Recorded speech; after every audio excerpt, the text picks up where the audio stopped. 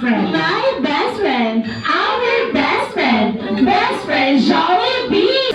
Together now, we are one happy family tayo. Ay, Jollibee, maraming salamat at nakapunta ka ngayon. Okay, dahil ngayong araw ay may nagdidiwang ng kanyang ikalawang kaarawan. Jollibee, handa ka na ba kaya pa rin ka ng humarap dahil kasama ni Ate Apple ang kanyang proud parents. Ayan, si Ate Apple. Palakpakan naman po natin si best friend Jollibee.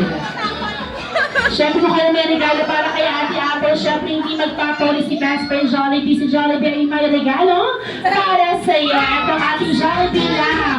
Hindi yan, hindi sa'yo yan. Wala nang laman yan. Ito ang regalo. Mapalakpakan natin si best friend Jollibee.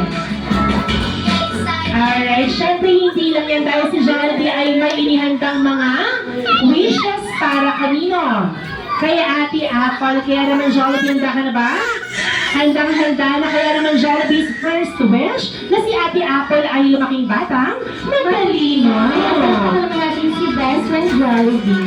Alright, and of course, Jollibee's second wish na si Ate Apple ay lumaking batang malakas at malusog. Ready?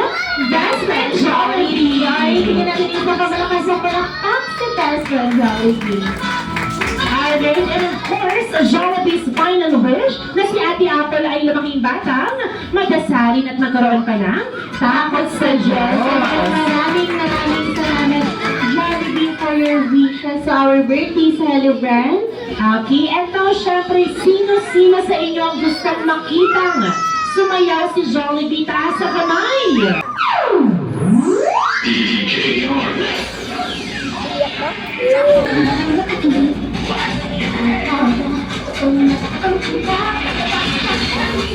Sumasayaw sa tuwa.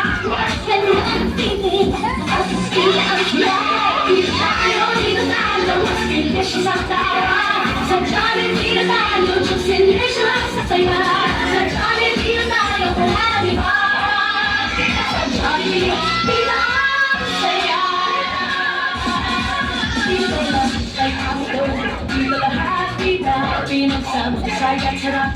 Sige na, sayaw na, labas lahat ng tingin. Sumasayaw sa tuwa. Tinunod, hindi,